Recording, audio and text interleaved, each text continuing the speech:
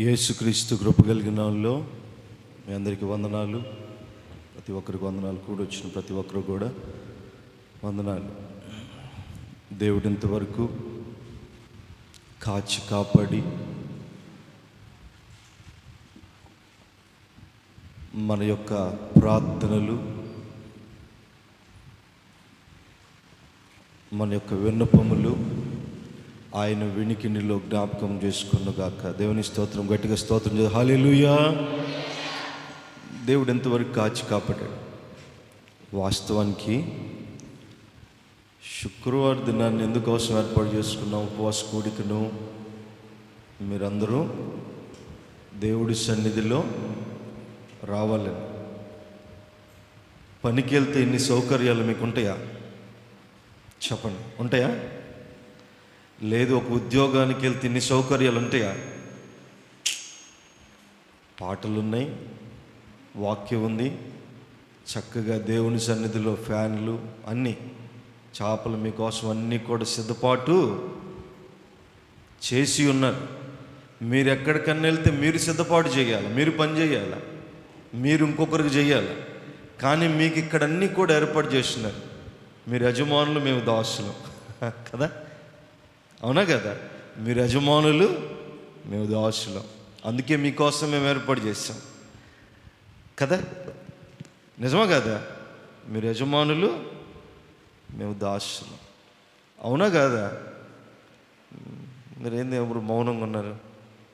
మీరు యజమానులు కాబట్టే దాసులమైన మేము, పనివారమైన మేము మీకోసం ఏర్పాట్లన్నీ చేసాం కదా. యజమానులు ఎవరు? యజమానుడు ఎవరు? యేసు ప్రభు వారు. యేసు ప్రభు వారి కోసం మనం ఏర్పాట్లు చేయాలి. మీరందరూ యేసు ప్రభు బిడ్డలు, కుమారులు, కుమార్తెలు కాబట్టి మీకోసం మేము దాసులం కాబట్టి ఏర్పాట్లు చేశాం. ఏర్పాట్లు చేసినప్పటికీ మీరు వస్తారని, మీరు రావాలని, దేవుడి సన్నిధిలో ఉండాలని, గడపాలని మీకోసం ఇంత చక్కనటువంటి సిద్ధపాటు చేస్తే మీరేమో దేవుని సన్నిధిలో, దేవుని సముఖానికి రాలేక దేవుడిచ్చి శ్రేష్టమైనటువంటి కృపలను పోగొట్టుకుంటున్నారు.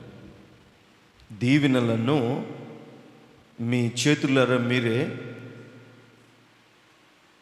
పాడు చేసుకుంటున్నారు, పోగొట్టుకుంటున్నారు. కారణం ఏమిటంటే దేవుడిచ్చినటువంటి సమయాన్ని మీరు సద్వినియోగము చేసుకోలేకపోతున్నారు. ప్రతిదానికి ఒక సమయం ఇవ్వబడింది. ప్రతి పనికి, ప్రతి ఉద్యోగానికి, ప్రతి కార్యానికి ఒక సమయం ఇవ్వబడింది. అయితే ఆ సమయంలో మీరు ఉంటున్నారు, వెళుతున్నారు.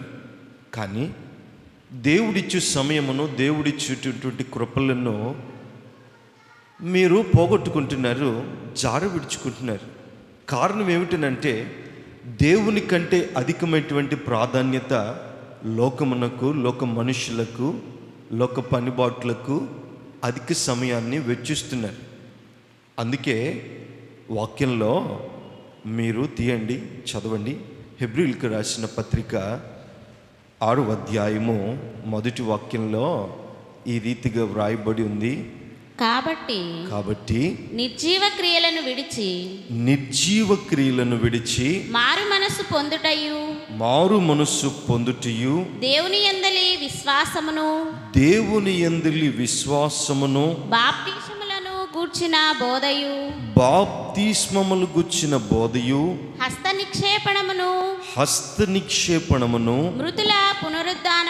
మృతుల పునరుద్ధానమును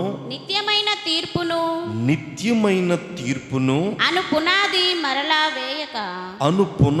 మరలా వేయక క్రీస్తును గూర్చిన మూలోపదేశము మాని సంపూర్ణులగుటకు సాగిపోదుము. చాలు. నిర్జీవ క్రియలను విడిచిపెట్టి, ఏం విడిచిపెట్టాలట? నిర్జీవ క్రియలు. నిజమే, ఈరోజు చాలామంది నిర్జీవులుగా ఉన్నారు. దేవుడు అనుగ్రహించు ఆయువు, ఆయుష్, ప్రాణము వారిలో ఉన్న నిర్జీవంగానే బ్రతుకుతున్నారు. కారణం ఏమిటంటే వారు జీవము కలిగినటువంటి దేవుణ్ణి విడిచిపెట్టి మనకు జీవాన్ని అనుగ్రహించినటువంటి సృష్టికర్తను మర్చిపోయి జీవము లేనటువంటి వాటి వైపు, నీ జీవితాన్ని పతన వ్యవస్థలోనికి తీసుకొని వచ్చే వాటి వైపు దేవుడిచ్చినటువంటి జీవం ఉంచుకొని వాటి వైపుకు పరిగెడుతున్నారు. కానీ జీవము కలిగినటువంటి దేవుని సన్నిధిలో సముఖములో గడపడానికి మీరు ముందుకు రావట్లేదు. తద్వారా మీరు నిర్జీవులుగా ఉంటున్నారు.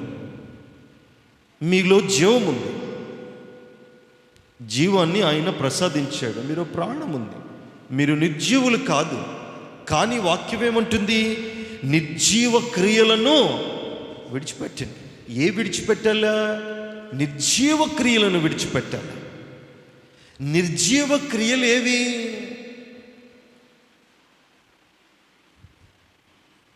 కయ్యోను హేబేలు వారిద్దరు సహోదరులు, వారిద్దరిని దేవుడు ఏర్పాటు చేశాడు.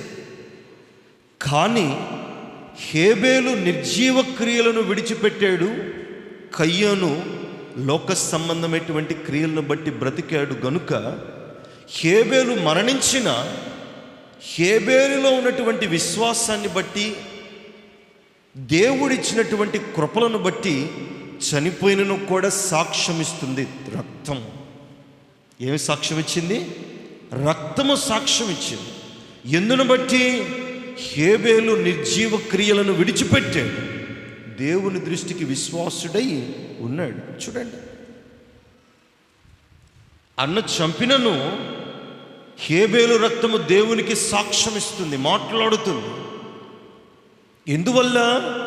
చనిపోయినను రక్తము కూడా మాట్లాడుతుంది. కారణం ఏమిటి? హేబేలు యొక్క విశ్వాసం. హేబేలు యొక్క విశ్వాసం. అతను నిర్జీవ క్రియలను విడిచిపెట్టాడు, జీవమైనటువంటి క్రియలను పట్టుకున్నాడు, వాటి ద్వారానే బ్రతకాలని ఆశపడ్డాడు. అందుకే చనిపోయినను తన రక్తము సాక్ష్యమిస్తూ ఉంది. చూడండి ఎంత గొప్ప కృపను పొందుకున్నాడో హేబేలు. చనిపోయినను, బ్రతికి లేడు, చనిపోయినను దేవునితో మాట్లాడుతున్నాడు. ఎంత ఆశీర్వాదాన్ని కలిగి ఉన్నాడు హేబేలు. ఎందువల్ల? లోక సంబంధమైనటువంటి క్రియలను వదిలిపెట్టాడు, పరసంబంధమైనటువంటి దీవెనలను, ఆశీర్వాదాలను కలిగి ఉన్నాడు. గనుకనే హేబేలు యొక్క మొర్ర దేవుడు విన్నాడు. విన్నాడా? వినలేదా? విన్నాడు. కానీ బ్రతికి ఉన్నటువంటి కయ్యోను ప్రార్థన మాత్రము వినలేదు. విన్నాడా? బ్రతికినను మొర్ర పెడుతున్నాడు, కానీ కయ్యోను అర్పణలు దేవునికి వినపడట్లేదు, ఇష్టముగా లేవు. ప్రార్థన చేస్తున్నాడు, ఇష్టముగా లేవు. కానీ హేబేలు చనిపోయినను ఆయన ప్రార్థన, ఆయన మొర్ర ఇష్టముగా ఉన్నాయి. చూడండి, వారిద్దరి మధ్య వ్యత్యాసం. వారిద్దరు ఒక తల్లి గర్భములో నుంచి వచ్చిన వాళ్ళే, ఒక రక్తము పంచుకున్న వాళ్ళే, ఒక ఇంట్లో బ్రతికిన వారే, ఒక కుటుంబంలో నుంచి వచ్చినటువంటి వారే. కానీ వారి ఇరువురి మనస్సులు ఒకే విధముగా లేవు. ఒకరు దేవుణ్ణి ఆనుకొని బ్రతకడానికి ఇష్టపడ్డారు, మరొకరు లోక సంబంధమైనటువంటి క్రియలను పొందుకొని బ్రతకడానికి ఇష్టపడ్డాడు. కాబట్టి దేవుడు ఎవరి ప్రార్థన అంగీకరించాడు? హేబేలు ప్రార్థన. మరణమైనను. మరి ఈరోజు మీలో జీవం ఉంది, మీరు జీవిస్తున్నారు. మీరు జీవిస్తున్నా కానీ మీరు మృతులుగా ఉన్నారు అని అంటే మీరు కయ్యోనుతో సమానమా కాదా? సమానమా కాదా? కొంతమంది చాలా కాలం బ్రతుకుతారు లోకల్లో. 100 ఏళ్ళు బ్రతికే వాళ్ళు ఉన్నారు, 100 ఏళ్ళు దాటి బ్రతికే వాళ్ళు ఉన్నారు. కానీ కొంతమంది 20 ఏళ్ళు 30 ఏళ్ళు కొద్దేళ్ళు బ్రతుకుతాడు. కానీ 100 ఏళ్ళు బ్రతికినా చేసే పని అంతా 20 ఏళ్లలో 5 ఏళ్లలో చేసేవారు లేరా? 100 ఏళ్లలో కలిగినటువంటి ఆశీర్వాదం 30 ఏళ్లలో కలిగినటువంటి వారు కూడా ఉన్నారు. యేసు ప్రభు వారు భూమి మీద ఎంతకాలం ఉన్నారు? 33.5 సంవత్సరం, అంతేనా?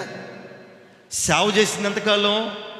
3.5 మాత్రమే ఉంది. 33.5 సంవత్సరం. సేవ చేసింది మాత్రం 3.5 సంవత్సరం. 3.5 సంవత్సర పరిచర్య ప్రపంచాన్నే మార్చివేసింది కాదా? మార్చివెళ్ళదా? బ్రతికింది 3.5 ఏళ్ళే, బతికింది 33.5, కానీ 30 ఏళ్ళు కుటుంబంతో ఉన్నాడు, తెలుసుకున్నాడు అన్నీ. కానీ 3.5 సేవే చేశాడు, 3.5 సంవత్సరం, కానీ ప్రపంచాన్ని మార్చాడు. మనకు కావాల్సింది వయస్సు కాదు, వయస్సు పరిమితం కాదు, ఆ పరిమితి మనకు అక్కర్లే.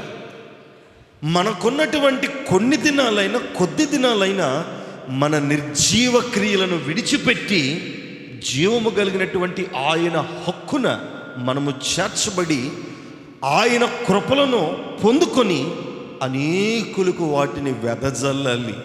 ఇది దేవుని బిడ్డలకు కలిగినటువంటి విశ్వాసం. దేవుడితో మాట్లాడాలండి, మాట్లాడాలి. అందుకే అక్కడే వ్రాయబడి ఉంది. మీరు 6వ వచనంలో తమ విషయములో కింద వాక్యము మూలోపదేశము మాని, 2వ వచనం, 6వ అధ్యాయం 2వ వచనంలో మూలోపదేశము మాని సంపూర్ణులమగుటకు సాగిపోదము. ఎలాగైపోవడానికట? సంపూర్ణులగుటకు, సంపూర్ణత కలిగి ఉండాలట. మనము సంపూర్ణత ఎప్పుడు కలిగి ఉంటామో? నిర్జీవ క్రియలన్నీ కూడా విడిచిపెట్టి. నా నిర్జీవ క్రియలను రూపుమాపిన పరిశుద్ధాత్మలో ఫలించెదను. నా నిర్జీవ క్రియలను రూపుమాపిన పరిశుద్ధాత్మలో ఫలించెదను. మేఘమదములు చేయలేని దీవెన వర్షము కురిపించినావే. మేఘమదనములు చేయలేని కురిపించినావే. త్రియేక దేవుడైనా యెహోవాను కెరూబులు సెరాపులు నిత్యము ఆరాధించుదురు. పరిశుద్ధుడు, అతి పరిశుద్ధుడు అని గాన ప్రతిగానములు చేయుచు ఉందును. పరిశుద్ధుడు, అతి పరిశుద్ధుడు అని గాన ప్రతిగానములు చేయుచు ఉందును. త్రియేక దేవుడైన యెహోవాను. ఏందట? నిర్జీవ క్రియలను విడిచిపెట్టాలి, నిర్జీవ క్రియలను విడిచిపెట్టాలి. అవి మనము విడిచిపెట్టినప్పుడే మనలో సంపూర్ణత కలుగుతుంది. అవి మనము విడిచిపెట్టినంత కాలము ఆ సంపూర్ణత, ఆ పరిశుద్ధత మన జీవితాల మీద ఆవరించబడదు, మన జీవితంలో రావడానికి కూడా ఇష్టపడదు.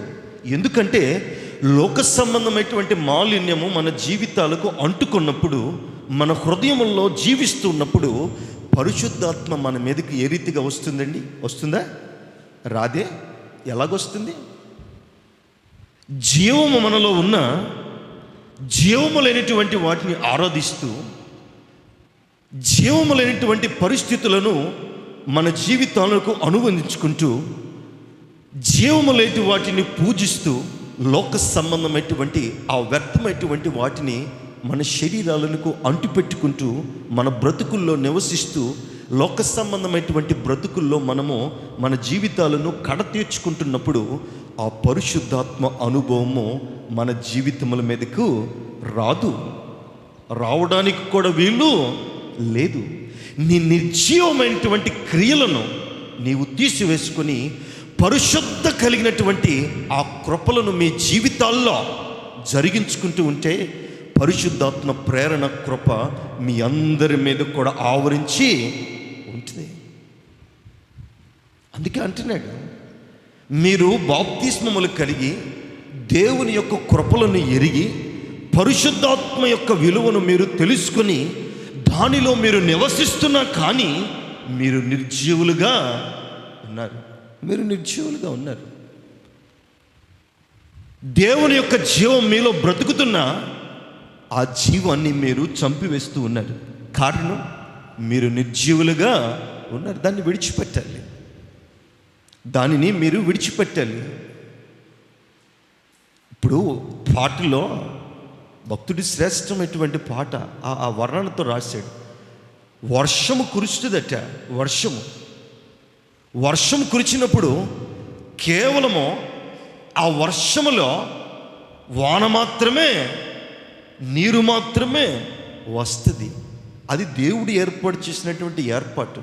కానీ మేఘమదనము ఏదట, మేఘమదనము ఆయన దానిని చెప్పి ఆ మేఘానికి చెప్పి, ఇదిగో నా బిడ్డలకు ఆత్మవర్షము తక్కువగా ఉంది, ఆనంద వర్షము తక్కువగా ఉంది, కృపలు తక్కువగా ఉన్నాయి అని ఆ మేఘముతో చెప్పినప్పుడు ఆ మేఘము దేవునితో మాట్లాడి మేఘమదనము కలిగినటువంటి ఆశీర్వాదాలను కృపలను దేవుడు మన మీదకు కురిపిస్తున్నాడు. ఇంకా మీకు బాగా చెప్పాలంటే పంటలు వేసుకునేటువంటి వారు, పంటలు ధాన్యాన్ని పండించుకునేటువంటి వారికి వర్షం లేకపోతే ఆ పంటను పండించుకోగలుగుతారా? లేదే. వారు ఆ పంటతోనే వారి కుటుంబాన్ని నడిపించుకోవాలి. కాబట్టి వారు వర్షం కోసము ఎదురు చూస్తారు. అయితే ఎప్పుడైతే వర్షం కురిపింపబడుతుందో వారి ముఖాల్లో ఎంత ఆనందం చూసారు? ఎప్పుడన్నా ఆనందం? వారి ముఖాల్లో ఎంతో ఆనందం. ఎందుకు? నా పంటకి ఇంతకాలం వర్షం లేదు, నీరు లేదు. అయితే దేవుడు నా మొరలు, నా ప్రార్థనలు విని మేఘమదనానికి చెప్పి వర్షాన్ని కురిపించాడు. ఎంత పడతారా లేదా? పడతారు. మనము కూడా మన నిర్జీవ క్రియలను విడిచిపెట్టినప్పుడు పరిశుద్ధాత్మ దేవుడు మన మీద ఆయన కృపలను ఆవరింపజేసి మనలను వెలుగులో నడిపిస్తాడు. దేవుని స్తోత్రం. గట్టిగా హల్లెలూయా. వెలుగులో నడిపిస్తాడు. వెలుగులో దేవుడు వాగ్దానం చేసి నెరవేర్చేవాడు. కానీ వాగ్దానం చేసి వాగ్దానాన్ని నీ మధ్య నుంచి తీసివేసేవాడు కాడు. వాగ్దానం చేసి నెరవేర్చేవాడు ఆయన. హానోకు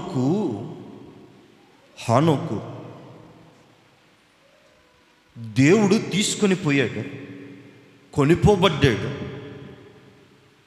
కొనిపోబడ్డాడా లేదా? ఎందుకు కొనిపోబడ్డాడు? హానోకు బిడ్డలు కలిగినప్పటికీ, భార్యను కలిగినప్పటికీ హానోకును దేవుడు తీసుకొని వెళ్ళిపోయాడు. ఎందుకు?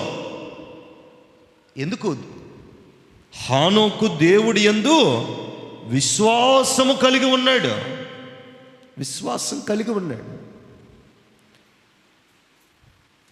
దేవుడు అనుకున్నాడా? హానోకుకు భార్య ఉంది, బిడ్డలున్నారు, అయ్యో హానోకు లేకపోతే కుటుంబం ఏమైపోతుందో అని ఆలోచించాడు దేవుడు. ఆలోచిస్తాడు. ఎందుకు ఆలోచిస్తాడు. కానీ ఆ బిడ్డల కంటే, ఆ భార్య కంటే హానోకుతో నాకు ఇంకా ఎక్కువ పని ఉంది. అందుకే హానోకు కొనిపోబడ్డాడు. హానోకు పరమందుకు ఎందుకు కొనిపోబడ్డాడు? విశ్వాసము ద్వారానే. విశ్వాసం ద్వారానే తన నిర్జీవ క్రియలను విడిచిపెట్టాడు. భూమి మీద ఉన్న వాటి కోసం హానోకు ప్రాకులాడలేదు. పరమందు దాచి ఉన్నటువంటి గొప్ప స్థితిని, పట్టణమును గురించి హానోకు భూమి మీద పాకులాడాడు, ప్రయాసపడ్డాడు. గనుక దేవుడు హానోకును అక్కడకు పిలుచుకున్నాడు. చూడండి, అలాంటి విశ్వాసం మనకు కావాలి. అలాంటి పరిశుద్ధత మన జీవితాల్లో కావాలి. మన లోక సంబంధమైనటువంటి ఆ క్రియలను మనము విడిచిపెట్టి పరసంబంధమైనటువంటి క్రియల కోసం మనం పరుగెత్తాలి. అప్పుడే దీవెనల వర్షము మన మీద కుమ్మరించబడుతుంది.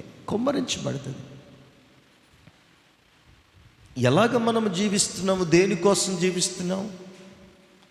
కొంతమంది జీవించే ఉంటారు, పేరు మాత్రమే ఉంటుంది, కానీ చచ్చిన వారి వరే వారు ఉంటారు. ఎవరు వారు?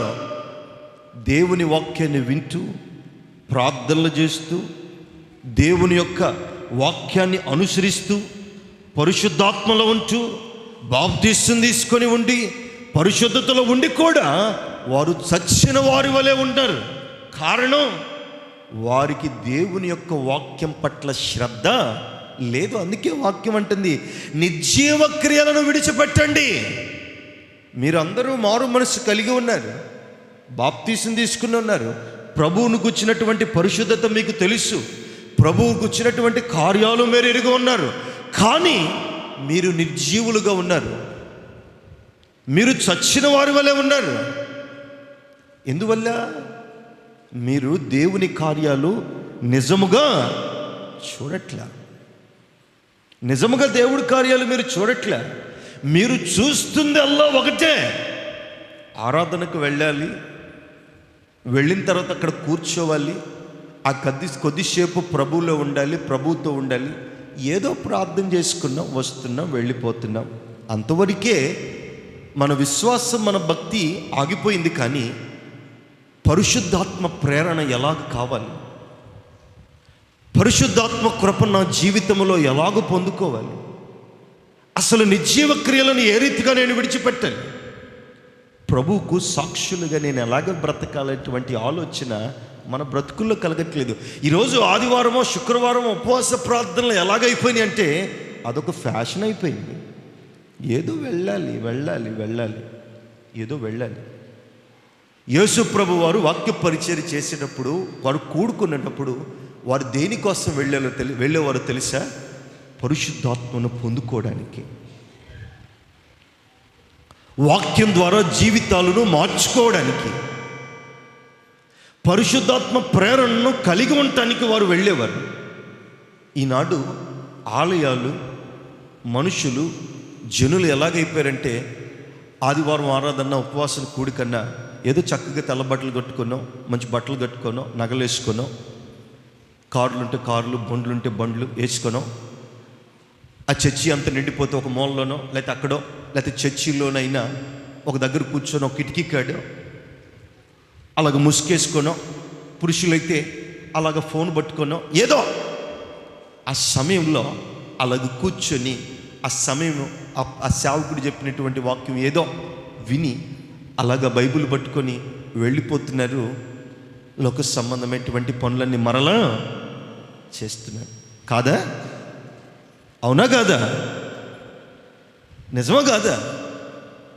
ఎంతమంది దేవుడి సన్నిధికి నా జీవితాన్ని దేవుడిలో ఉంచాలి, దేవుడితో ఉంచుకోవాలి, విశ్వాసంగా గడపాలి, రే సౌండ్ దగ్గర కొద్దిగా, విశ్వాసంగా గడపాలి, ఇంకా ప్రభువుకు దగ్గరై ఉండాలి, ప్రభువులు ఇంకా దగ్గరగా బ్రతకాలి, పోయిన వారం కంటే ఈ వారంలో ఇంకా ఆత్మీయంగా ఎదగాలి, పోయిన వారం వాక్యం కంటే ఈ వారం ఇంకా మధురమైనటువంటి వాక్యం, నా జీవితానికి మార్చగలిగినటువంటి వాక్యం, నా కుటుంబానికి కావలసినటువంటి వాక్యం సేవకుడు బోధిస్తే ఆ వాక్యాన్ని నా హృదయంలో ఉంచుకొని నా కుటుంబానికి చెప్పుకొని ఆ రీతిగా నేను బ్రతకాలి అని ఆశ కలిగినటువంటి వారు ఎంతమంది ఉన్నారు ఈరోజు?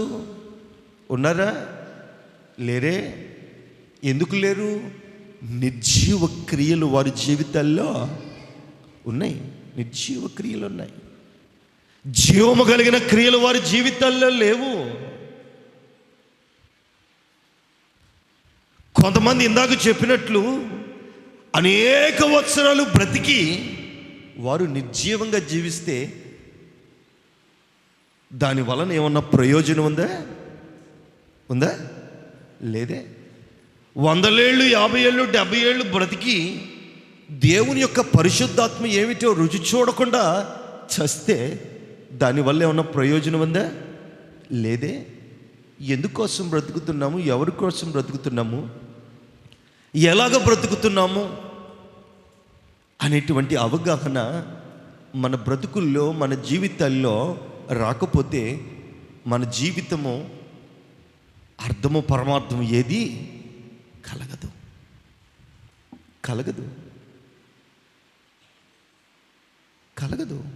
కారణం ఏమిటంటే మనము లోక సంబంధమైనటువంటి వాటిని విడిచిపెట్టాలి. ఎన్ని మార్లు చెప్పినా ఈ వాక్యము మన పరిశుద్ధతకు గుర్తుగా నిలబడుతుంది. విశ్వాసం అనేటువంటిది దేవుడు వాగ్దానం ఇస్తున్నాడు. నాడు చాలామందికి వాగ్దానం ఇచ్చాడు. చాలామంది భక్తులకు వాగ్దానం ఇచ్చాడు.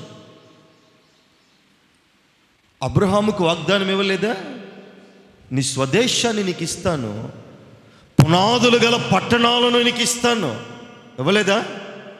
ఇచ్చిన దేవుడు వాగ్దానాన్ని నెరవేర్చాడా లేదా? నెరవేర్చాడు. నెరవేర్చలేదా? నెరవేర్చాడు. అయితే అబ్రహాం ఏం చేశాడు? చెప్పినటువంటి ఆ మాటకు కట్టుబడి ప్రార్థించాడు, ఎదురు చూచాడు. చేశాడా లేదా? చేశాడు. ప్రార్థించాడు, ఎదురు చూచాడు. దేవుడు నా జీవితానికి, నా కుటుంబానికి వాగ్దానం ఇచ్చాడన్నాడు. ఎదురు చూశాడు. అబ్రహాముకు మాత్రమే కాదు, ఇదిగో నీ కుమారులకు కూడా, ఇస్సాకుకు, యాకోబుకు కూడా ఇచ్చిన దేవుడు నెరవేర్చలేదా? నెరవేర్చాడు. కానీ అబ్రహాము ప్రార్థన చేస్తాడు, ప్రభువా ఈ లోక సంబంధమైనటువంటి ఈ నిర్జీవ తత్వం నాకొద్దు, పరలోకములో ఉన్నటువంటి ఆ పునాదులు గల పట్టణము నాకు దయచేయి. ఏమని ప్రార్థన? మీరు ఇస్తానన్నారు పునాదులు గల పట్టణం, దాని వైపుకు మిమ్మల్ని నడిపిస్తానన్నాడు. పాలు తేనెలు ప్రవహించు దేశం వైపుకు నిన్ను, నీ కుటుంబాన్ని నడిపిస్తాను, ఆ పట్టణాన్ని, ఆ దేశాన్ని నీకు ఇస్తానన్నాడు. ఎదురు చూచాడు. అయితే తన ప్రార్థన ఎలాగుందో తెలుసా? ఇదిగో ఆ పట్టణం వద్ద, పునాదులు గల పట్టణం. ఆ పట్టణం ఏ పట్టణం? ఈ పట్టణం కదా, ఆ పట్టణం నాకు దయచేయి. ఏ పట్టణం? పరలోకమనే పట్టణం. చూడండి ఎంత విశ్వాసం ఉంటే అలాగ ప్రార్థన చేస్తారండి. ఈరోజు మీరు కూడా మీ ప్రార్థనల్లో కూడా అదే విశ్వాసం ఉండొచ్చు. నేను లేదన్ను. మీరు కూడా పరలోక పట్టణంలో నాకు ఒక అవకాశం అయ్యా, ఒక ఇల్లు అయ్యా, స్థానం ఇవ్వయ్యా అని మీరు ప్రార్థన చేయటంలో తప్పు లేదు. మీరు ప్రార్థన కూడా చేస్తూ ఉండొచ్చు. కానీ ఆ ప్రార్థన కలిగినటువంటి విశ్వాసం మీ జీవితాల్లో ఉందా లేదా? ప్రార్థనే ఉంది, నోటి ద్వారా కదా ప్రార్థన చేయొచ్చు. పరలోక పట్టణం కావాలనైనా, నీతో సహవాసం కావాలనైనా అని నిర్జీవ క్రియలను విడిచిపెట్టే కృపలు, ఆ శక్తి, ఆ బలము నాకు దయచేయి నాయనా అని మీరు ప్రార్థన చేయొచ్చు, మంచిదే. కానీ చేసిన ప్రార్థనకు తగినటువంటి విశ్వాసము, క్రియలు మన జీవితాల్లో కావాలి. క్రియలు, విశ్వాసం ఉన్నప్పుడే మనము చేసినటువంటి ప్రార్థన నెరవేర్చబడుతుంది. కాదా? అవునా కాదా? దావీదు ప్రార్థన చేశాడు, నన్ను ఎక్కలేనటువంటి ఎత్తైన కొండ మీదకు ఎక్కించయ్యా అన్నాడు. దేవుడు ఎక్కించాడు. ఎప్పుడు ఎక్కించాడు? దావీదు కనిపెట్టుకున్నాడు, ఆయన పాదాలు పట్టుకున్నాడు, విడిచిపెట్టలా. నిర్జీవ క్రియలను కూడా కలిగి ఉంటే దేవుడు దావీదుని ఎత్తైన కొండ మీదకి ఎక్కించేవాడా? ఎక్కించేవాడు కాదు. హానోకు నిర్జీవ క్రియలను కలిగి ఉంటే పరమందుకు చేర్చబడేవాడు కాడు. నిర్జీవ క్రియలను విడిచిపెడితేనే ప్రార్థన ఏముంది? మన నోరేగా. మనకు నచ్చిన ప్రార్థన మనం చేసుకోగలుగుతాం కాదా? మనల్ని మనం ప్రార్థన చేసుకుంటే ఆపేవాళ్ళు ఎవరైనా ఉన్నారా? ఎలాంటి ప్రార్థన అయినా, కన్నీటి ప్రార్థన అవ్వచ్చు, బాధ కలిగిన ప్రార్థన అవ్వచ్చు, విరిగి నలిగిన ప్రార్థన అవ్వచ్చు. మన ప్రార్థన ఎవరు ఆపలేరు. మన ప్రార్థన చేసే ప్రార్థనలో జవాబు కావాలంటే, ఫలితము కావాలంటే ఆ ప్రార్థనలో విశ్వాసం ఉండాలి. చేసిన ప్రార్థనకు కలిగినటువంటి జీవితము నీ బ్రతుకులో ఉండాలి. ఉండినప్పుడే నీ ప్రార్థనకు కలిగినటువంటి పరిశుద్ధాత్మ దేవుడు కురిపిస్తాడు.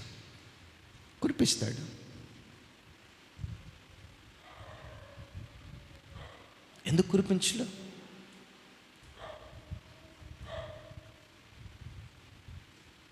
మన నిర్జీవ క్రియలను విడిచిపెట్టట్లేదు. అందుకే వాక్యంలో అదే 6వ అధ్యాయంలో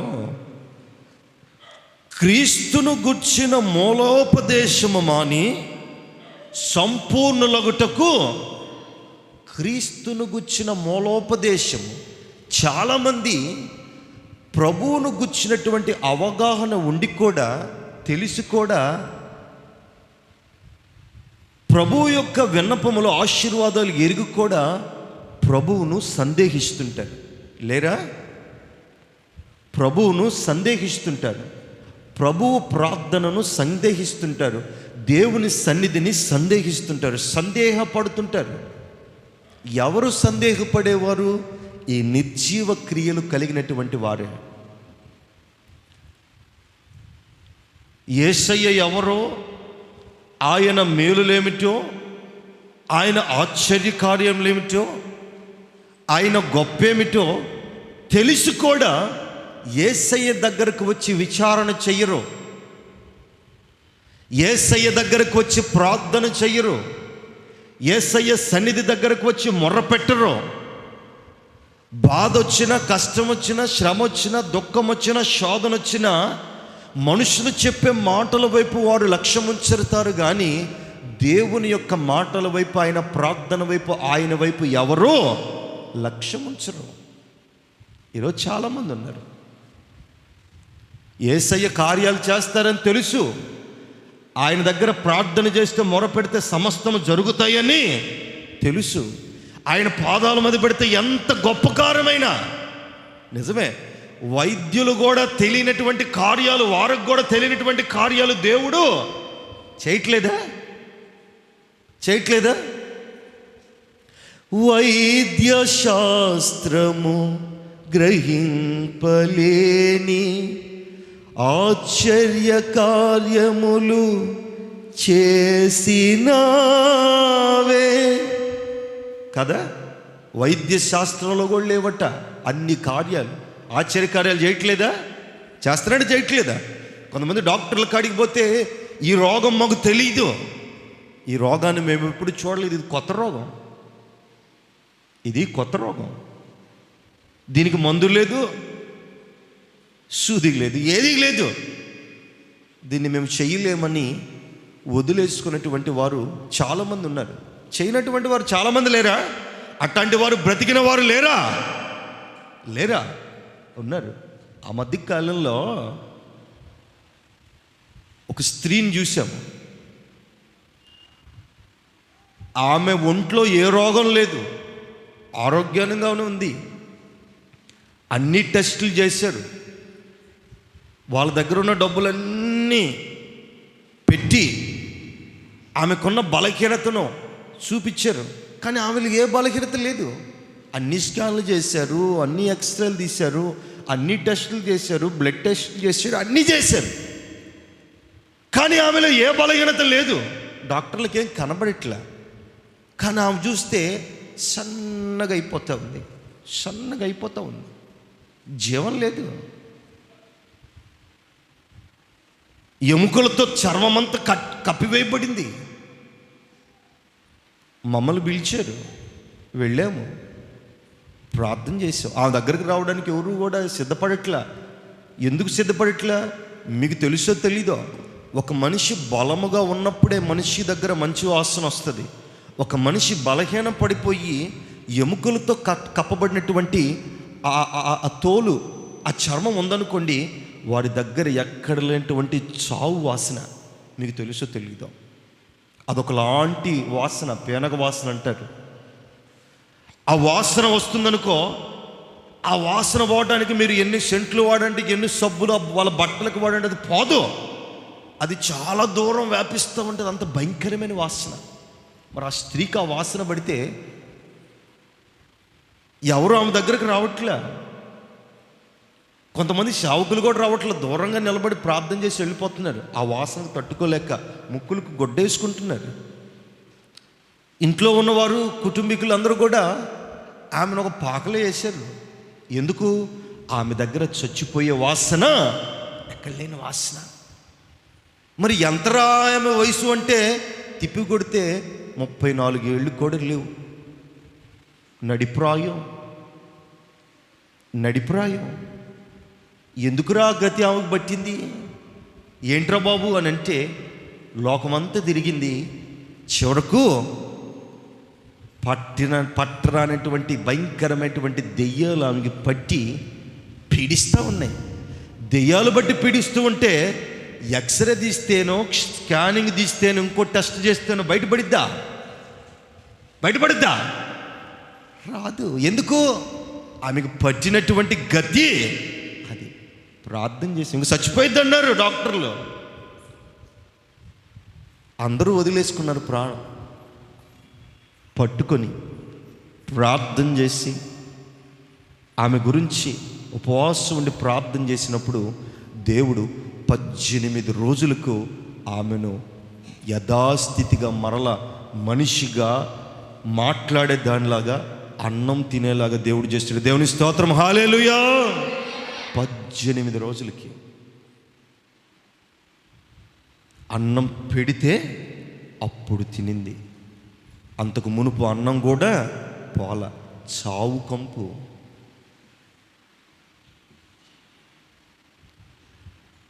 కొంతమంది బ్రతుకులు అలాగే ఉన్నాయి, లేవా? నిర్జీవులుగా ఉన్నారు, జీవం లేని వారుగా ఉన్నారు. వారికి దేవుడిచ్చినటువంటి జీవం ఉన్నా కానీ వారు జీవం లేని వారుగా ఉన్నారు. ఎందుకంటే వారు లోక సంబంధమైనటువంటి దానికోసం వారు తపన పడుతున్నారు. అబ్రహాము కూడా లోక సంబంధమైనటువంటి దానికోసం తపన పడితే నిర్జీవుడుగా ఉండేవాడు. ఇదిగో అబ్రహామును గుర్చినటువంటి మాటలు మనము చెప్పుకునేటువంటి వారము కాదు. రాజులను చంపి వస్తూ ఉంటే అబ్రహాముకు ఎదురుగా ఈ మెల్కీషెదెకు రాజాది రాజు ఎదురుగా వచ్చి, అబ్రహాము, నీవు నా దృష్టికి గనుడువుగా, గొప్పవాడివుగా, విశ్వాసవుగా ఉన్నావు గనుక ఇదిగో నిన్ను ఆశీర్వదిస్తున్నాను. ఆశీర్వదించాడు. నిన్ను, నీ కుమారులను, నీ కుమారులను ఆశీర్వదిస్తాను. ఆకాశ నక్షత్రములైన లెక్క పెట్టొచ్చు, కానీ ఇసుక రేణువులైన లెక్క పెట్టొచ్చు, కానీ నీ సంతతిని లెక్క పెట్టడానికి దినములు సరిపోవు, వత్సరములు సరిపోవు, అంతగా ఆశీర్వదిస్తానంటున్నాడు దేవుడు. కానీ అబ్రహాము ప్రార్థన, ప్రభువా దీనికోసం కాదు, మీరు ఇస్తానన్నారు, ఇవ్వండి, కానీ ఈ పునాదులు గల పట్టణాలు నాకు వద్దు. ఆ పునాదులు గల పట్టణాలు నాకు కావాలి. అక్కడ కావాలి. అందుకు ప్రభువు వారు అంటారు, అబ్రహాం ఆ మాట హెబ్రీయులకు రాసిన పత్రిక 11వ అధ్యాయము, హెబ్రీయులకు రాసిన పత్రిక 7వ అధ్యాయము 4వ వాక్యం, 7వ అధ్యాయం 4వ వాక్యం మీరు చదవండి. ఇతడు ఎంత గనుడో చూడి, మూల పురుషుడైన అబ్రహాము అతనికి కొల్లగా ఉన్న శ్రేష్టమైన వస్తువులలో 10 వంతు ఇచ్చాడట. చూడు, చాలా అదంతా మీరు చదవాల్సిన అవసరం లేదు. వినండి, ఎంత ఏమని రాయబడి ఉంది? ఇతడెంత గనుడో. ఎంత గనుడండి అబ్రహాము. సమస్తం అబ్రహాముకు ఉన్నాయి. అబ్రహాముకి ఏ కొరత ఏమనుందా? ఏమనుందా? మిద్దెలు ఉన్నాయి, పని వాళ్ళు ఉన్నారు, సంపద ఉంది, వజ్ర వైడ్యూర్యాలు ఉన్నారు. అబ్రహాముకున్నటువంటి ఆ ఐశ్వర్యము అక్కడ ఉన్నటువంటి వారికి ఎవరికి కూడా లేదట. రాజులకు కూడా లేదట. ఎవరికి? రాజులకు కూడా. రాజులకే లేకపోతే అబ్రహామును వారి మధ్య ఉంచుకున్నారట. దేవుని స్తోత్రం. గట్టిగా హల్లెలూయా. అర్థమైందా? ఆ పనివారు, ఆ పంటలు, ఆ పొలాలు రాజులకు కూడా లేకపోతే రాజులు అనేవారట, అబ్రహాము నీవు మా మధ్య ఉండు, మీరు మా మధ్య ఉండాలి. ఎందుకు? అబ్రహాముకు కలిగినటువంటి దాన్ని బట్టి రాజ్యానికి పేరు వస్తుందని. నువ్వు మా మధ్య ఉండాలి, మీ కుటుంబం మా మధ్య ఉండాలి. ఎంత గనుడైతే అబ్రహామును ఆ రీతిగా పిలిచారండి. ఎంత ఆశీర్వదింపబడిన వాడైతే అబ్రహామును ఆ రీతిగా ఉంచుకున్నాడు. చూడండి ఎంత గొప్పవాడు అబ్రహాము. దేవుడు ఆశీర్వదించాడు అబ్రహామును. ఎందుకు? తన విశ్వాసాన్ని బట్టి. వాగ్దానం చేసినటువంటి దేవుడు వాగ్దానము చేయక మానడు. ఆయన నెరవేర్చేవాడు. మరి అబ్రహాముకు చేసినటువంటి వాగ్దానం ఈనాడు మీకు చేయట్లేదా? అబ్రహాం అన్నట చేసినటువంటి వాగ్దానం కోసం కనిపెట్టుకొని ఉన్నాడట, ఎదురు చూచాడట. మరి ఈరోజు మీకెందుకు వాగ్దానం చేయట్లేదు? దేవుడు చేస్తున్నాడు. ఆయన అందరికీ వాగ్దానం ఇస్తాడు. వాగ్దానము చేసినావు, వాగ్దాన భూమిలో చేర్చినావు, సర్వోన్నతుడా నీవే నాకు ఆశ్రయ దుర్గము. ఎవరచ్చా? ఆశ్రయ దుర్గము ఆయనే. ఆయన సర్వోన్నతుడై నీకు వాగ్దానం ఇస్తున్నాడు. ఎందుకు వాగ్దానం ఇస్తున్నాడు? చేసినటువంటి వాగ్దానాన్ని నెరవేర్చాలని నీ జీవితంలో, నీ బ్రతుకులో, నీ కుటుంబంలో. అసలు వాగ్దానమే నీకు కలిగి ఉందో, నీవు కలిగి ఉన్నావో లేదో చూడవలసినటువంటి బాధ్యత నీకు లేదా? యేసు ప్రభు వారు అబ్రహాముకు వాగ్దానం ఇచ్చాడని అబ్రహాముకి ఎలాగ తెలిసింది? అబ్రహాముతో యేసు ప్రభు వారు మాట్లాడారు గనుక కదా. మాట్లాడకపోతే అబ్రహాముకు తెలిసేదా? అబ్రహాముకు ఎదురుగా వచ్చేవారటండి ప్రభువారు. ఏ గొప్ప కార్యం చేసినా ఎదురుగా వచ్చేవాడట, ఆశీర్వదించేవాడట. ఎవరు? ఏదైనా కార్యం చేయాలన్నా, ఏదైనా పనికి వెళ్ళాలన్నా, యుద్ధానికి వెళ్ళాలన్నా ప్రభువారు ముందుగా వచ్చేవారట. ఎవరు? ప్రభువారు. ఎందుకు?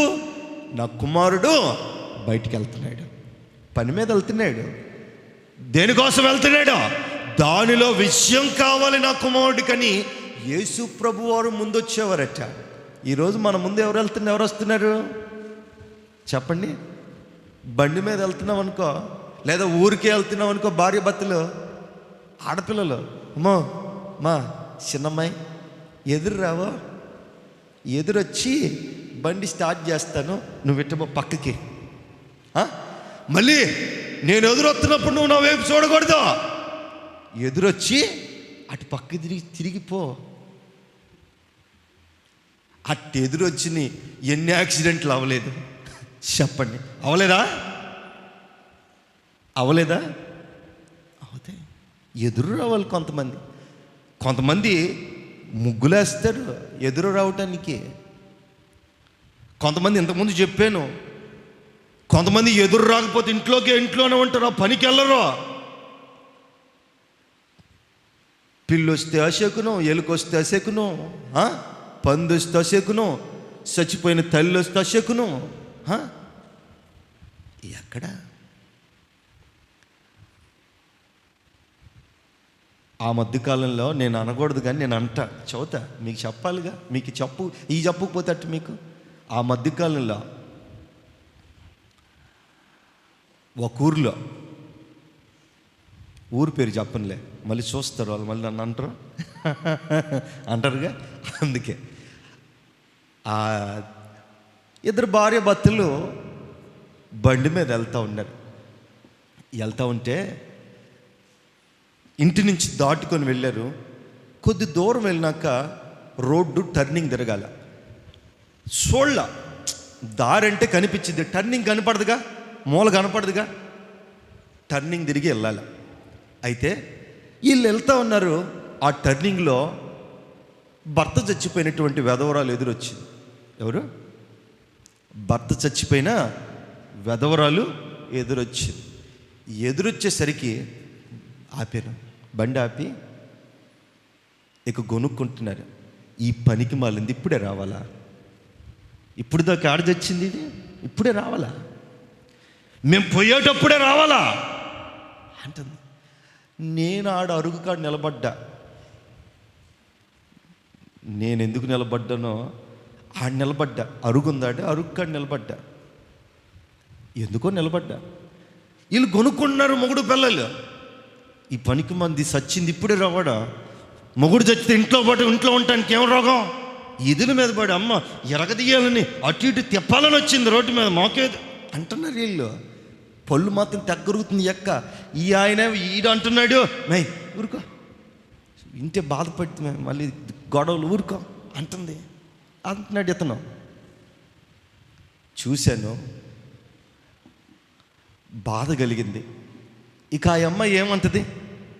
ఎందుకంటే లోకం అలాగుంది కాబట్టి ఏం వాళ్ళది, ఇంకోటైతే తగాదు పెట్టుకునేదేమో.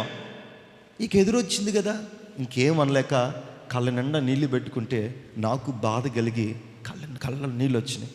నేను అనుకున్నాను, ఏంటి ప్రభు ఈ పరిస్థితి? ఈమెకు కలిగిన పరిస్థితి రేపు ఆమె గలగదా? అదేం దౌర్భాగ్యం, వారంకే భర్త చచ్చిపోయాడు. అంటే నేను అనకూడదు, వారంకే భర్త చచ్చిపోయాడు. ఇప్పుడు ఈ అమ్మ వస్తే ఎదుటోళ్ళు కూడా అంటారా లేదా? మీరు చెప్పండి, మీరు స్త్రీలు ఉన్నారు, పురుషులు, మీరు చెప్పండి. ఏమ భర్త చచ్చిపోతే ఏమ కూడా రేపు అదే స్థితి కాదా? అదే స్థితి. నీవు ఒక స్త్రీని విధవరాలు ఎదురు వచ్చిందని ఆమెను అన్నవే, రేపు అదే స్థితిలో నీవు ఉన్నప్పుడు నిన్ను అనరా అంటారు. నీవు ఆమెను చిన్న చూపు చూచినప్పుడు రేపు నిన్ను కూడా అదే స్థితిలో చిన్న చూపు చూస్తారు. అందుకే దేవుడు అంటాడు, మీ నిర్జీవ క్రియలను విడిచిపెట్టండి. మీరు దేనిని పట్టుకోవాలి? విశ్వాసముతో కలిగినటువంటి జీవము కలిగిన దేవుణ్ణి పట్టుకోండి. నిర్జీవము కలిగినటువంటి, రోత కలిగినటువంటి, రొచ్చు కలిగినటువంటి ఆచారాలను, పద్ధతులను కాదా? దేన్ని పట్టుకుంటున్నారు మీరు? ఎవరైతే ఈ వీటిని కలిగి ఉంటారో జీవము కలిగిన దేవుడు వారిలో లేడు. పరిశుద్ధాత్మ వారిలో సంచరించదు.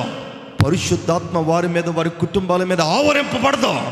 కారణం ఏమిటనంటే మీరు నిర్జీవ క్రియలను కలిగి ఉన్నారు.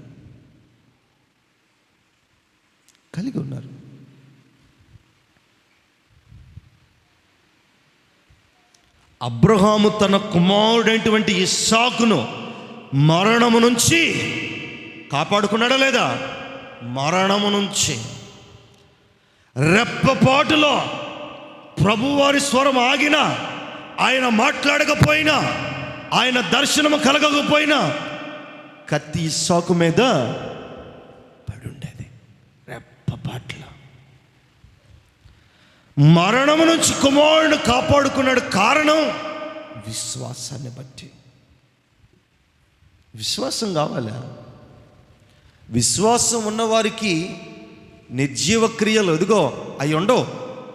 ఆ పనికిమాలిన తలంపులు, పనికిమాలిన ఆచారాలు, వేషధారణ స్థితిగతులు ఉండవు. వారిలో ఎప్పుడు పరిశుద్ధతే. వెతకాలి దేవుణ్ణి, దేవుడి యొక్క క్రియలను వెతకాలి. యేసు ప్రభువును వెతకటానికి ఎవరు ఇష్టపడట్లా. యేసు ప్రభు దగ్గర సమస్తము దొరుకునటువంటి ఈ విషయం తెలిసిన ప్రభు దగ్గరకు వచ్చి విచారణ చేసి అడిగేవారు కరువైపోయారు. కారణం లోకాన్ని బట్టి.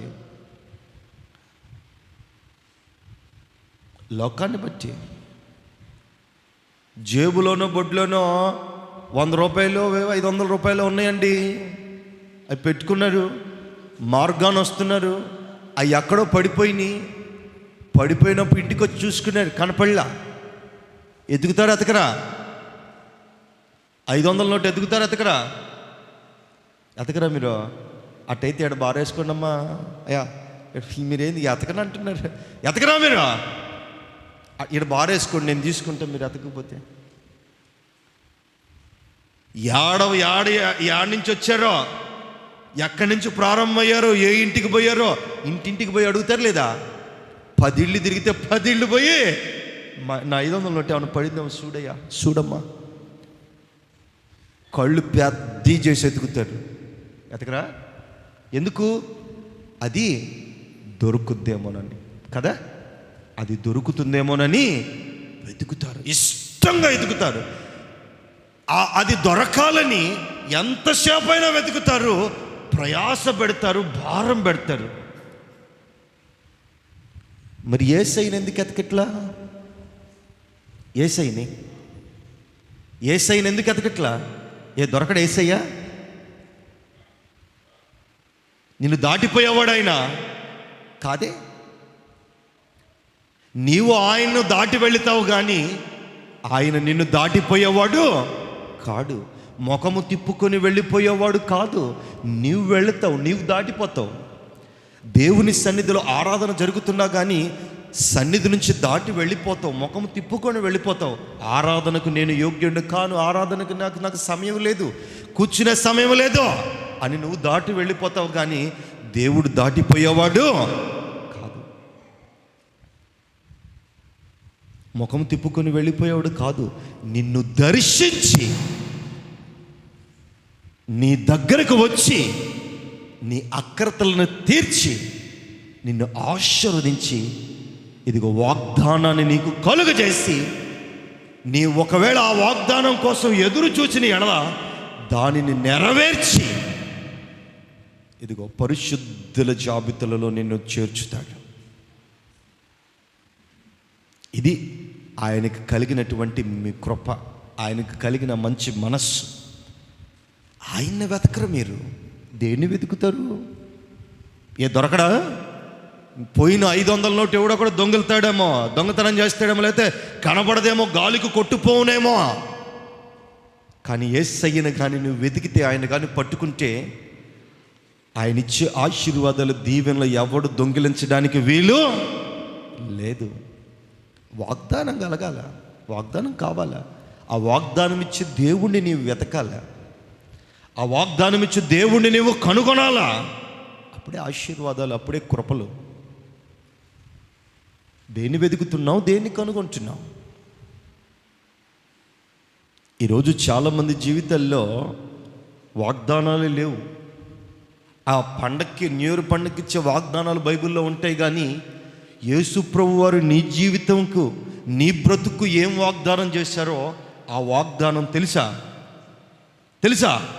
తెలీదు. యేసు ప్రభు వారు ఇస్తారు వాగ్దానం, యేసు ప్రభు వారు ఇస్తారు వాగ్దానం.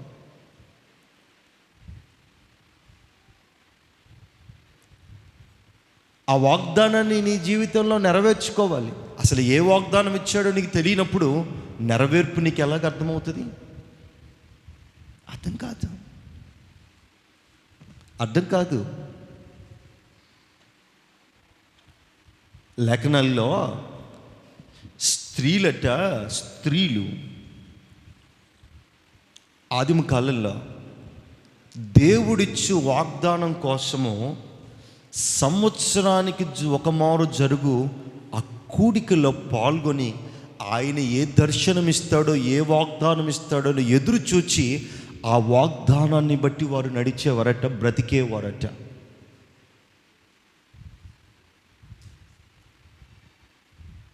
దేవుడిచ్చే వాగ్దానం కోసం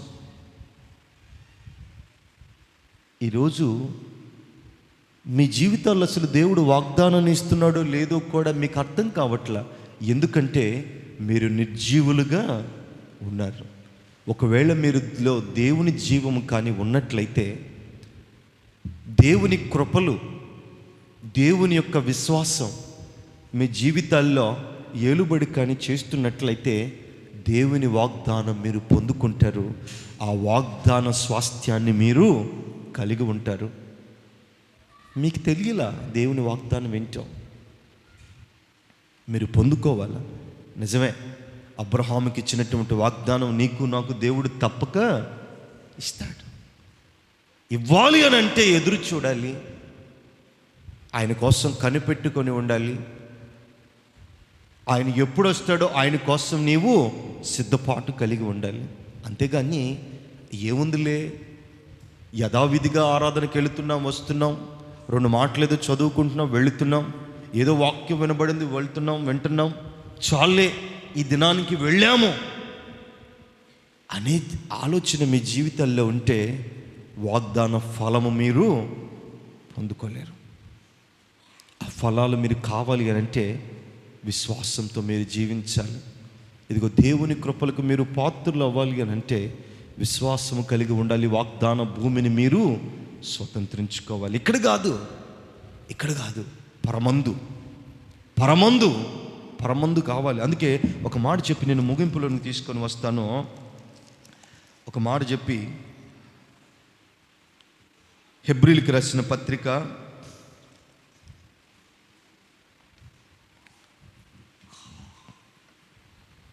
11వ వాక్యము, మొదటి వాక్యం. విశ్వాసమనున్నది నిరీక్షింపబడు వాటి యొక్క నిజ స్వరూపమును అదృశ్యమైనవి ఉన్నవనుటకు రుజువై ఉన్నది. విశ్వాసం మనకి కనబడుద్దా? చెప్పండి, విశ్వాసం మనకు కనబడుద్దా? వస్తువులు లేకపోతే పలానా కనబడతాయి, కానీ విశ్వాసం అనేది కనబడదు. కానీ యేసు ప్రభు వారు మీకు కనబడతాడా? ఆయన అదృశ్యమై ఉన్నాడు, మనతోనే ఉన్నాడు. కానీ ఆయన మేలులు, ఆశ్చర్యకార్యాలు, ఉన్నతమైనటువంటి దీవెనలు ఇదిగో ఈ లేఖనాల నిండా ఉన్నాయి.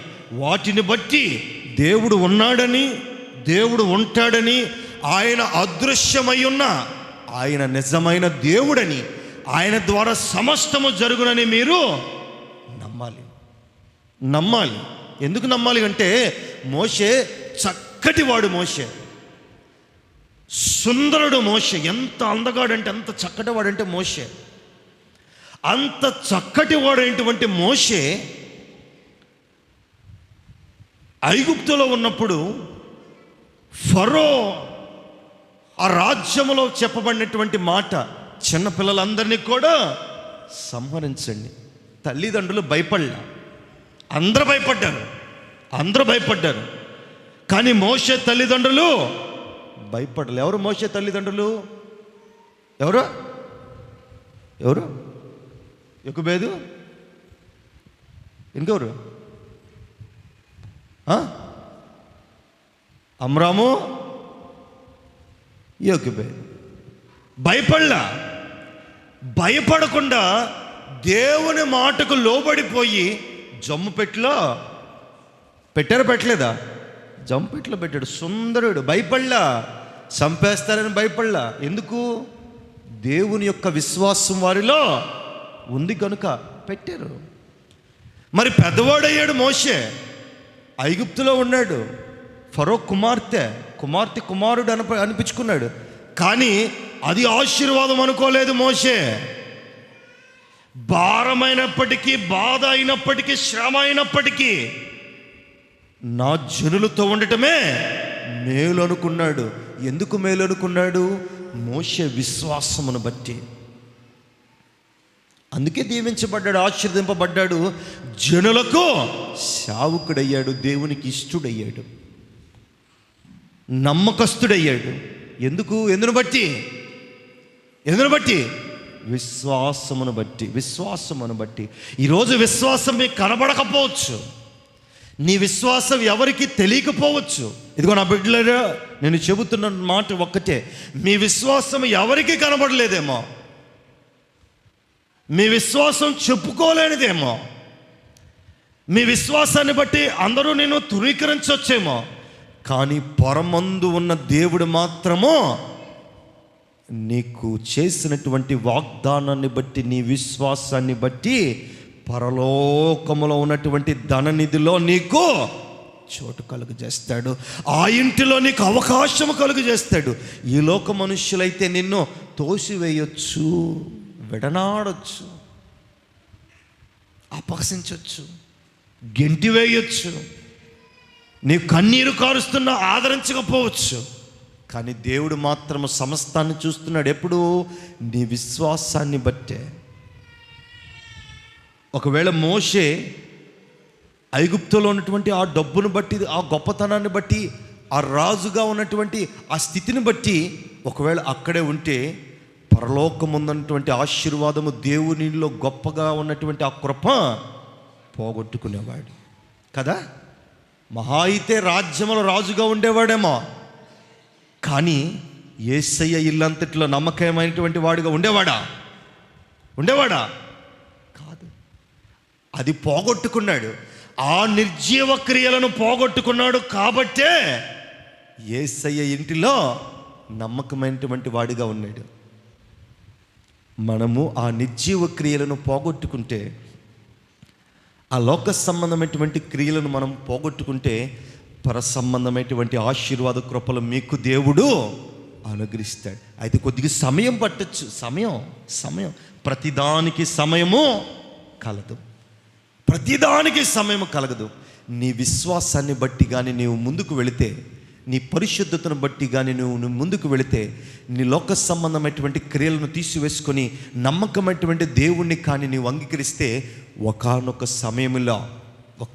సమయంలో దేవుడు తప్పక నిన్ను ఆశీర్వదిస్తాడు. అబ్రహాము కనిపెట్టుకొని ఉన్నాడు కనుక అబ్రహామును ఆశీర్వదించాడు. హానోకు విశ్వాసముగా కనిపెట్టుకొని ఉన్నాడు కనుక హానోకు ఎత్తబడ్డాడు. మోషే లోక సంబంధమైనటువంటి నిర్జీవం కలిగినటువంటి స్వాస్థ్యాన్ని విడిచిపెట్టాడు కనుక పర సంబంధమైనటువంటి స్వాస్థ్యాన్ని కలిగి ఉన్నాడు. అలాంటి ఐక్యోగ్యత, అలాంటి పరిశుద్ధత, అలాంటి ఉన్నతమైనటువంటి స్థితి నీ జీవితాల్లో కూడా కావాలి అని అంటే నీ నిర్జీవ క్రియలను విడిచిపెట్టాలి. మీ నిర్జీవ క్రియలను విడిచిపెట్టి ఇదిగో దేవునికి సాక్షులై, దేవుని పరిశుద్ధతలో, దేవుని ప్రేమలో మీరు ఒదగబడుతూ, ఆయన పాలతో మీరు పెంచబడుతూ, ఇదిగో రుచి కలిగినటువంటి వాక్యం వైపు మీరు ముగ్ధులై ఆయన కృపకు మీరు అందరూ కూడా పాత్రలే ఉండాలని ఈ మాటలు ముగిస్తున్నాను. అందరూ కూడా తల ఉంచుకుని కళ్ళు మూసుకున్నట్లయితే ప్రార్థన చేసుకుందాం. మహాగణుడైన మా తండ్రి, నమ్మదగిన మా ప్రభువా, కృప కలిగిన పరిశుద్ధుడా, మీకు వందనాలు, స్తుతులు, స్తోత్రం. పరిశుద్ధుడని వేవేల స్తుతులతో స్తుతి గానాలు చెల్లిస్తున్న పరలోకపు తండ్రి, మీకు ఎనలేని స్తుతులు, స్తోత్రాలు. మీరెంతైనా నమ్మదగిన దేవుడు, పరిశుద్ధుడు అనబడ్డానికి మీరు యోగ్యులు. సర్వోన్నత స్థలములో నివసించువాడైనటువంటి మీరు ఇదిగో మా మధ్య నివసిస్తారని, మా మధ్యకు వచ్చి మీరు సంచరిస్తున్నారని, మా మీద నీ ఆత్మను కుమ్మరిస్తున్నారని, మీ కృప చేత ఈ స్థలమంతా ఆవరించి ఉన్నారని, మీ ప్రేరణ చేత నింపి ఉన్నారని మేము నమ్ముచున్నాం. ప్రభువా, నీ పరిశుద్ధతలో ఎదగటానికి, నీ పరిపూర్ణతలో జీవించడానికి, నీ విశ్వాసములో బ్రతకడానికి నీ బిడ్డలకు కలిగినటువంటి ఈ గొప్ప తరుణాన్ని బట్టి మీకే స్తుతులు స్తోత్రం. అన్ని మాటలు చెప్పబడిన రీతిగా నీ నిర్జీవ క్రియలను విడిచిపెట్టి మారు మనస్సు పొందండి అని మీ లేఖనాల్లో చెబుతున్న రీతిగా ఎవరైతే వాటిని విడిచిపెట్టి వాటిని వదిలేసి మీకోసం మీలో మీతో జీవించడానికి ఎవరైతే ఇష్టపడుతున్నారో అటు బిడ్డలను మీరు ఆదరిస్తారని నమ్ముతున్నాను. ఆయన నీ బిడ్డల మీద మీ కను దృష్టి ఉంచి నీ బిడ్డల మీద మీ యొక్క ఆశీర్వాదాలు సకాలంలో దాయిచేయమని ప్రార్థన చేస్తున్నాను ప్రభా. ఎవరికి ఏ మేలు కుదవలేక సమృద్ధిగా సమిష్టిగా మీరు దయచేయమని ప్రార్థన చేస్తున్నాను.